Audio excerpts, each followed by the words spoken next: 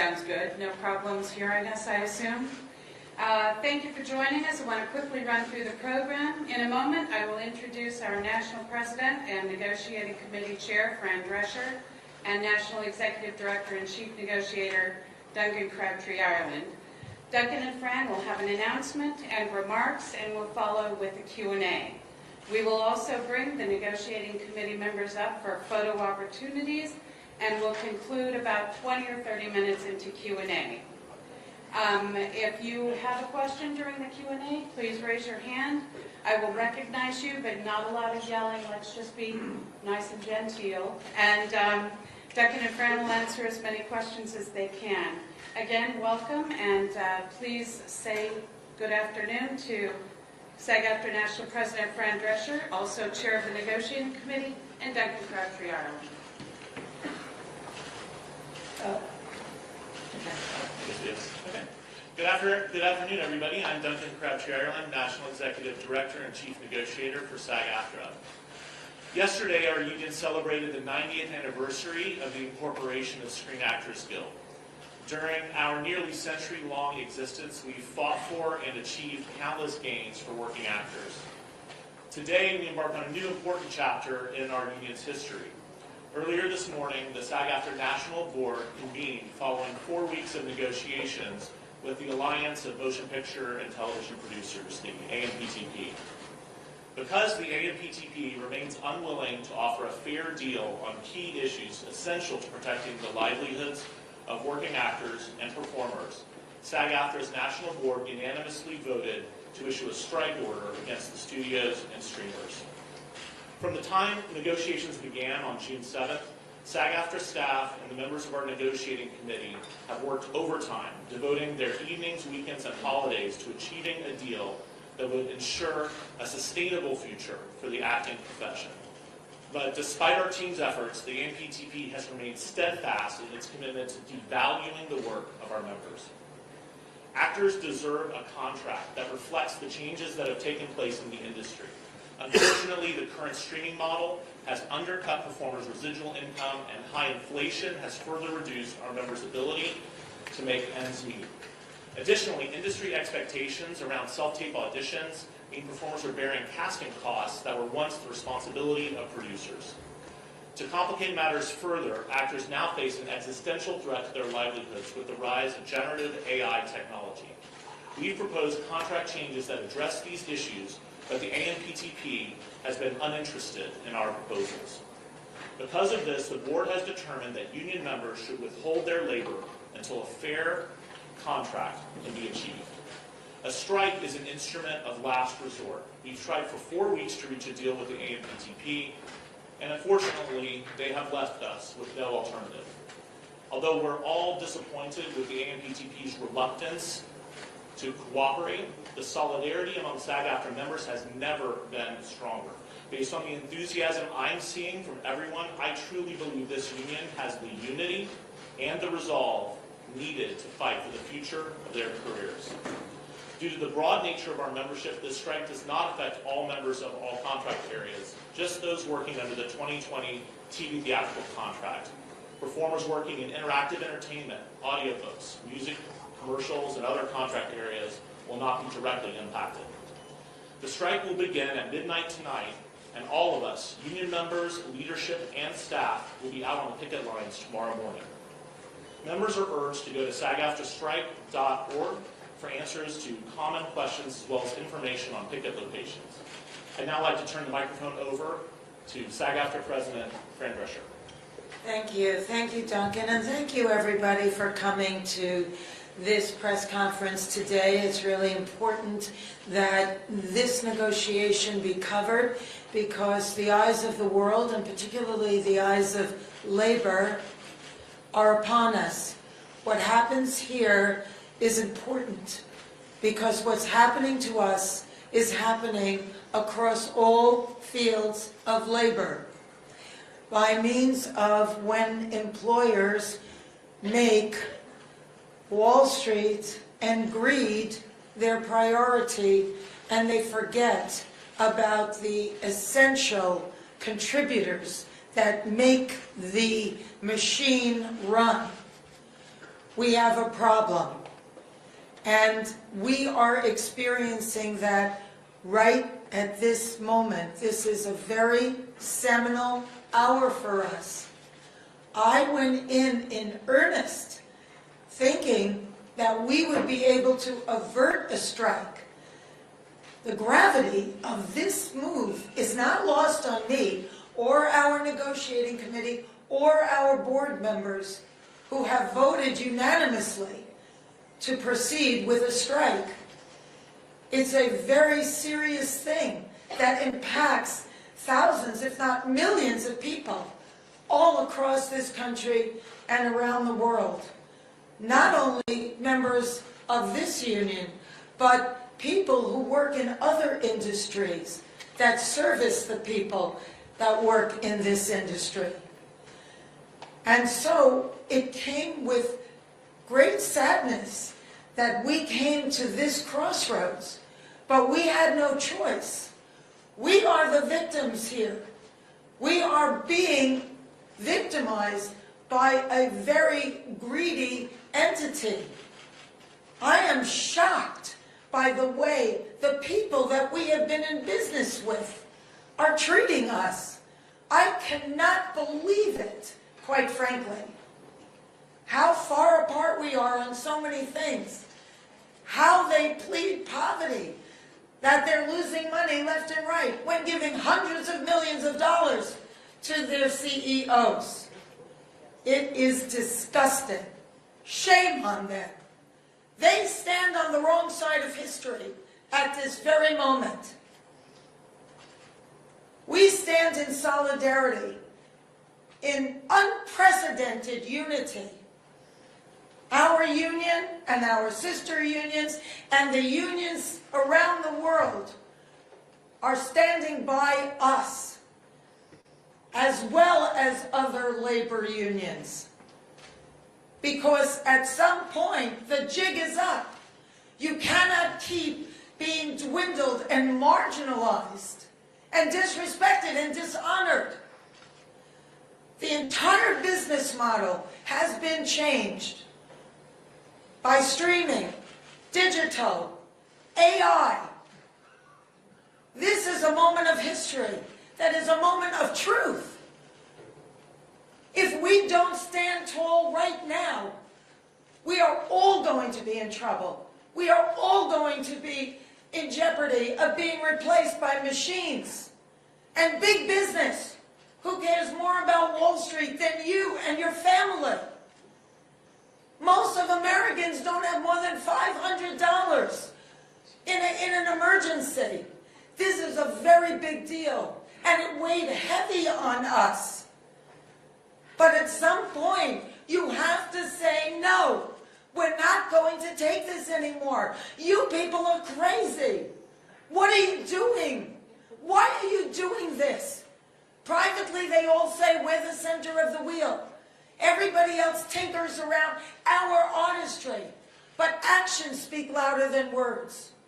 And there was nothing there. It was insulting. So we came together in strength and solidarity and unity with the largest strike authorization vote in our union's history.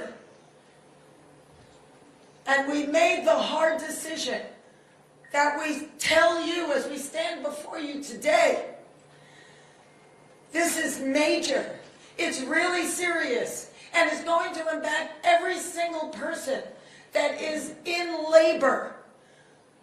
We are fortunate enough to be in a country right now that happens to be labor-friendly. And yet, we were facing opposition that was so labor-unfriendly, so tone-deaf to what we are saying. You cannot change the business model as much as it has changed and not expect the contract to change too.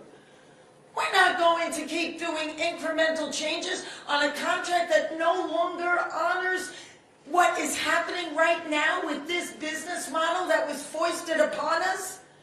What are we doing? Moving around furniture on the Titanic? It's crazy.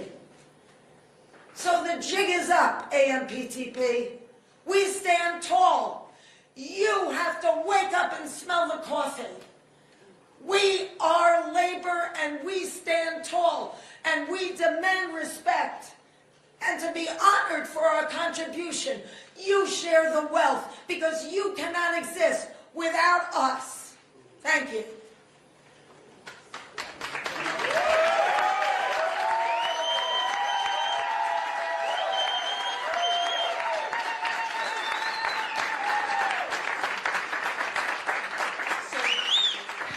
That's our president.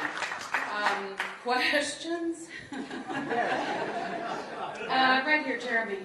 Yeah, so you guys said at the start of talks that you guys were not going to be beholden to any terms that the AMPTP negotiated with the DGA.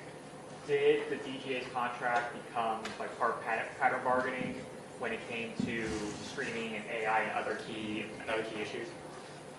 So first of all, I think it's important for us to note that we respect every union's right to negotiate the contract that's right for their members. And there's nothing about our statements about not wanting to be held to pattern bargaining that in any way are intended to detract from the DGA's agreement or any other union's agreement. But Sag-Aftra members are Sag-Aftra members, and we went into that negotiating for our members. And the fact of the matter is that, yes, the AMPTP wants to insist that other unions adhere to things that they've negotiated with other unions. And in the case of, for example, minimum increases, that's one example of where that's the case. The companies insisted that we agree to limit the increases in minimum salaries for our members to a pattern deal. And our negotiating committee rejected that idea. I reject that idea. Our members need to receive increases that allow them to keep up with the pace of inflation. We believe that our members should not be working in 2023 for less money in real dollars than they made in 2020. And we certainly believe that our members should not be working at the end of the term of this contract in 2026 for less money than they made in real dollars in 2020. That's wrong, it's unfair, and it's unacceptable. And so we didn't reach any agreement on that point.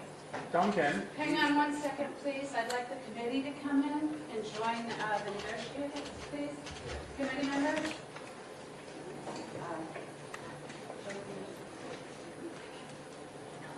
I'm sorry, do we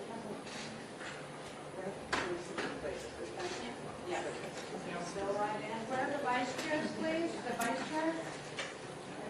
All right, guys, just go ahead and talk in there. Yeah. Pam, can we ask a question now? Yeah, you sure can. Okay, Duncan, Pam, and Fran, so the AMPTP just sent out a press release basically saying, you guys are reiterating what they said yesterday and what Bob Iger said. You guys have chosen a path that will lead to financial hardship for countless thousands of people who depend on the industry. They're claiming they offered a 76% increase in high budget SDOD foreign residuals, 58% increase in salaries for major roles. They say 11% pay increase in year one, blah, blah. They're claiming all these double-digit promises. And they're claiming they had a groundbreaking, I'm quoting them, AI proposal which protects performers' digital likeness. So what do you say to that?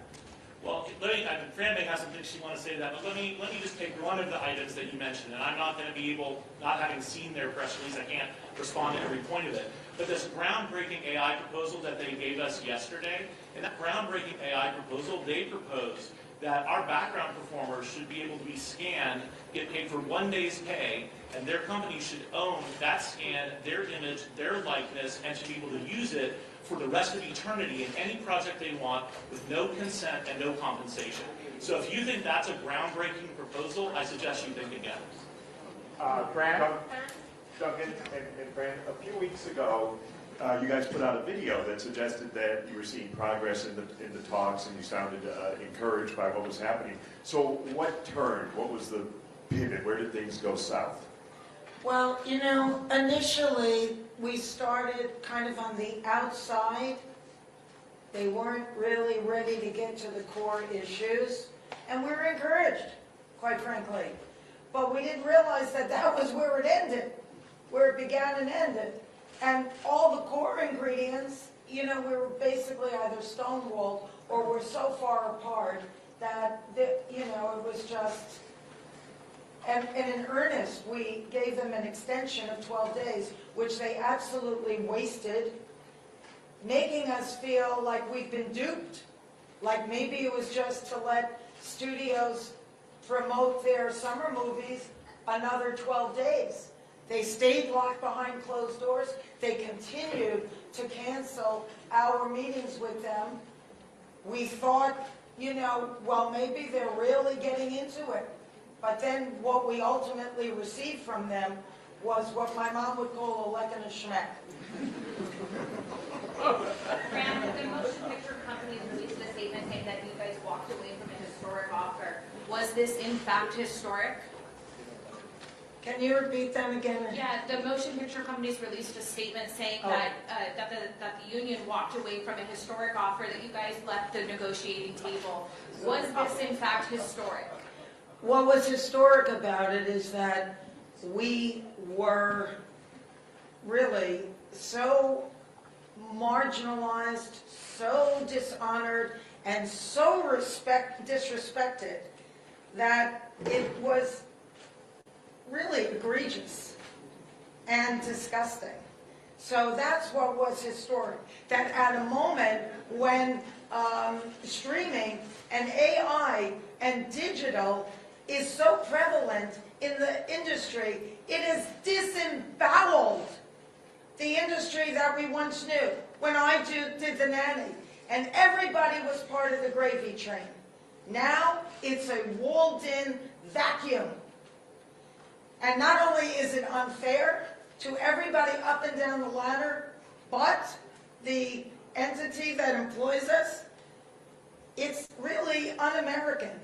And it's unconscionable. What are you doing? We're not curing cancer here. It's a collective art form. Hang on 1 second, please. Hang on 1 second. We have a live stream. This is being viewed by several thousand people online, so I need you guys to use the microphones. We're going to go back to me recognizing you, and you will go to a microphone either here or here. Jean? Can you talk a little bit about how long you expect this to go on? Are we talking about weeks? Are we talking about months? And what would it take to get back to the table? That's up to them. We're open to talking to them tonight. But, it's up to, all of this is because of their behavior. It's up to them if they're willing to talk in a normal way that honors what we do. I mean, they are well aware of what it takes to make a deal.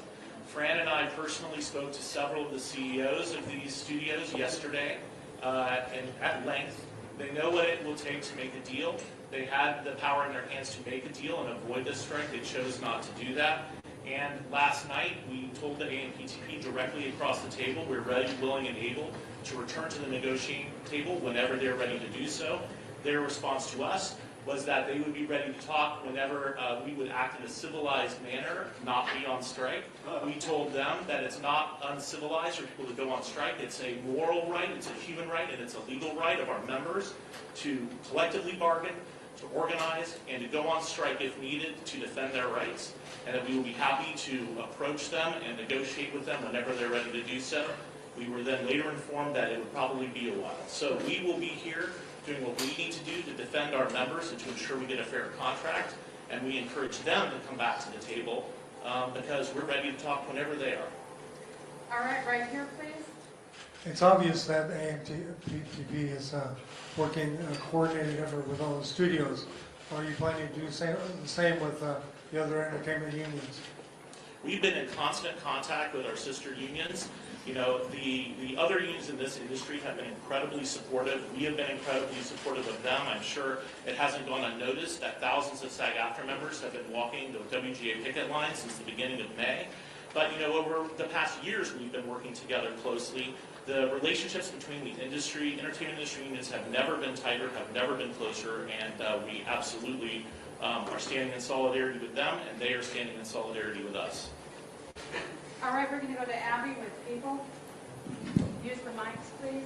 Hi, a lot of us are wondering how this is going to affect promotion of past work, not current movies to be promoted by actors, but things like participating in a panel at 90s Con, or if they are being recognized for their entire body of work. Can you clarify a little bit about the terms? Sure. We will be issuing a strike notice and order to our members today that lay out exactly what members are prohibited from doing as part of this strike and what they can do. We've also communicated directly with members, agents, lawyers, and publicists so that they have this information as well. In general terms, any kind of promotion of any project that was made under the TV theatrical agreements, either current or past, will not be allowed, whether that's at a con, at a festival, at a panel, on social media, at a premiere, in any form. Members who have other types of activities going on, like autograph signings or things that are not related to specific companies or projects that are produced under these agreements, they'll be able to continue doing that. But we encourage all members who have any doubt about the boundaries there to reach out to the union, read the guidance that we'll give them, and we can answer their questions directly and individually. All right, over here. Hey guys, what do you make of the reports that the AMP, that the Academy's strategy was to bleed union members dry? I know those are specific regards to the WGA, but what were your thoughts on that piece that came out? It was reported in the press just recently that there were some executives from the studios who stated that that it was okay for writers to go homeless as a result of this strike, or that, like you said, that they want to bleed the people dry. I think Fran might have some words to say about that. Necessary evil, that's right. Can you believe that? I mean, we had a whiteboard with quotes, just so the room would remember some of the things that were said. But you know what? Eventually, the people break down the gates of Versailles, and then it's over. Well, we're at that moment right now. Thank you. Right here. Hi, Ted Chen, KMBC. As you know, this is going to have a significant impact on the LA economy, perhaps costing it as much as $30 million a day. What would you want to say to the businesses, to the people who are going to be losing their living because of Hollywood, who are going to be suffering alongside with you? Well, believe me, our heart bleeds that we had to make this decision. But we can't not get what these members deserve, because it's only going to get worse. This is where we drew the line in the sand, and it's a terrible thing to have to do, but we were forced into it. And let's not forget, actors are working people too, alongside everyone else in this economy. And every working person should feel empowered to stand up for themselves. And when an employer, especially these big multinational corporations, wants to take advantage of you, wants to use their power to squash you under their heel, it is your right and your obligation to stand up to them. And I have a very strong feeling that those other people, whether they're parts of unions yet or not, will see what our members are doing and will understand why we had to do it. And Fran and Duncan, I have a quick question, Leslie with the Associated Press. How do you anticipate that this will affect Emmy's campaigning amongst actors, since nominations were just announced yesterday? Our strike rules will not allow any form of promotion for television series, streaming series that have been produced under these contracts. My expectation is that it will bring any actor participation in Emmy campaigning to a close. Hi, Charlie Trepany with USA Today. You mentioned some of the issues that went into this decision to go on a strike, involving salary and generated AI. Was there one particular overriding issue that proved to be the biggest deal breaker for the union? I think there are several really important issues. Fran and I talked to the CEOs about those issues yesterday, and we've mentioned a couple of them. AI, of course, is really important. But in addition to that, the basic respect reflected in minimums that keep you at least so that you're not earning less money today than you were earning years ago, that's another example. And also, as Fran has talked about, the fact that this business model has been changed, but the companies want to just keep our members locked in a contract that doesn't reflect that change. We have a proposal regarding the sharing of revenue from streaming services that has been on the table since day one of negotiations. The companies have refused to engage on that proposal and give it any meaningful discussion, much less agree to it. And we discussed that issue with the CEOs yesterday as well. Okay, right here, please. Duncan, in the name of the Spanish language broadcasters that we are here at this press conference, I would like to ask you in Spanish, ¿qué provocó el rompimiento de estas negociaciones y de qué manera han sido tratados por los representantes de los productores y los estudios cinematográficos? Pues pienso que el problema en estas negociaciones es la realidad que los representantes de los productores no tienen respeto por los actores y actrices que están trabajando bajo sus contratos y quienes trabajo es lo que hace posible esta industria. Y todos de nuestros miembros, los miembros de habla inglesa y de habla hispana, son completamente unidos en luchar por sus derechos contra estos empleadores y todos nosotros vamos a hacer lo que es necesario a asegurar que nuestros miembros de habla hispana y de habla inglesa que están trabajando bajo estos contratos tienen contratos con respeto y con salarios justos y términos apropiados. También la niñera says no más.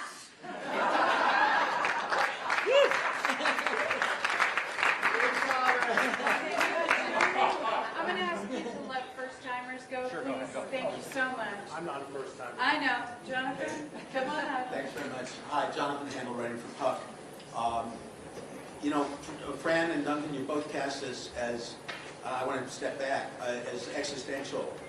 And that makes the stakes very high. And of course, the companies claim it's existential for them in terms of the challenges that the business is facing economically in theatrical, in linear television, the amount of money needed to spend to compete with Netflix in streaming. How do you win a victory in a situation where there is just so much head-to-head, so much fear, uncertainty, and doubt, and so much at stake? I just say that I have zero doubt that these companies could have agreed to every single item in our proposal package without a problem whatsoever in their bottom line. They could do that. They choose not to do that. We told the CEOs yesterday, and we've told the AMPTP across the table as it relates to our streaming revenue share proposal, that we would be flexible on the terms of that. The issue is that there has to be a change in the structure. It's like what Fran said, we can't continue working off of a contract that was designed for a different business model. Despite that indication of flexibility, unwillingness to move in our direction or even substantively discuss the proposals. This strike could have been avoided 100% by these companies simply being reasonable, and nothing about this contract would damage those companies at all. This is a matter of respect for Sag-Aftra members, for the work they contribute, and it just isn't there. Fran, do you want to add to that? Do I? You want to add that? I said to their faces that, you're sitting there trying to squeeze us out of our livelihood. You're systematically figuring out ways to carve us out of what is due us. And you're sitting on the wrong side of history. Shame on you. That's what I have to say. Thank you. All right, right here, please. Alison Petrowski, Channel 9 Australia. Fran, you mentioned that the eyes of the world are watching at the moment. What is your message to actors and other members of the entertainment industry operating in different part of the world, but operating in different parts of the world, but fighting the same battles that you are here? Well, we all have to stand together on this because it's like a malignancy that's spreading, and we're already in stage 4. And if it doesn't get attended to immediately and swiftly, with precision, it's going to destroy not only each of us, but the industry at large. I'll just add, Sag-Aftra has members all around the world, and we also have extremely close relationships with our sibling actor unions all around the world as well. And there have been plenty of times in the past when Sag-Aftra members have gone to bat to fight for our fellow members around the world, whether it be in New Zealand with respect to the Hobbit situation, whether it be in South Africa, helping our colleagues there achieve copyright protections in their domestic law that they didn't have before. We've stood by and we do stand by them, and we know that they stand by us. We've spoken to them, and we know that we have solidarity from actors all around the world because they know this is a just fight. This is the same fight that they have. We're all in it together, and we are going to win it. Thanks, Duncan. Another first-time question? Hi, Brooks from the New York Times. There have been a lot of optics of CEOs at Cannes and Sun Valley while holding the line. They can't afford to meet your proposals. The companies push back by sending a photo of you in Italy and the selfie with Kim Kardashian. Can you That wasn't a selfie. address that? Excuse me, I just want to set the record straight on Fran, that. before you do, can I just say something? Before Fran answers that, I want to say it is outrageous that they would do that. You know what Fran was doing was Fran was working, which is what our members do. And for these employers to cynically try to turn our members against Fran